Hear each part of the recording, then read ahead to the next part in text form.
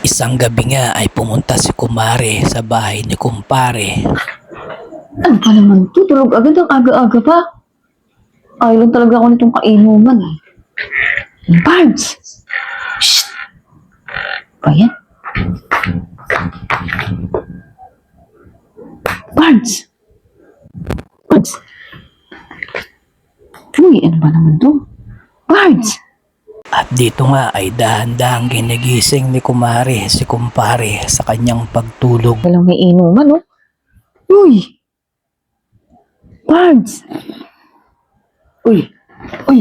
Mars, Ano? ba't nandito ka? Ba yan? Yayayain Basta, kita mag-inom eh. Yayayain mo akong mag-inom. Oo. Basta ka nga pumasok dito sa bahay namin. At dito nga ay nagulat si kumpare dahil nakapasok na pala si kumare sa loob ng kanyang bahay. Ba yan? Sige na. Grabe ka naman, mamaya may makakita sa'yo dyan. Basta-basta ka pumasok sa bahay namin. Aga-aga mo natutulog. Wala kami kainuman eh. Eh, grabe ka naman, Mars, oh. Eh, ayaw ko nga mag-inom. Wala ako sa mood. Gusto ko lang matulog ng maaga. Sige Tsaka, na. paano mo nabuksan yung pintuan namin? Bukas eh. Pumasok Bukas ako. Siguro sinundot mo yan. Oh, hindi. Pumasok ako kasi bukas. Pumasok, anong ginawa mo sa akin? Baka mamaya pinagsamantala mo ako, Mars, ha? Uy, grabe ka naman. Ginigising lang kita eh. Ginigising mo lang ako. Oo, tara na. Ano ba naman yun? Baka mamaya. Uy, Bilisan wala mo akong ako, ginawa sa'yo ha. Tulog ka lang eh. Saan ka kasi pupunta? Sa inuman. Eh, aya ako. Sige na, wala namang pasok bukas. Grabe, ako pumunta ngayon. Ayaw mag-inom ngayon. Tsaka wala ako sa mood. Gusto palang yayain ni kumare si kumpare sa inuman. Grabe naman, hindi naman sa KJ kasi gusto ko magpahinga, Mars. Ayaw akong mag-iinom ngayon. Ano ba yan? Sige na, maaga pa naman. Eh, si ano na lang, si paring Ronald, sa bahay nila. Puntaan mo kaya.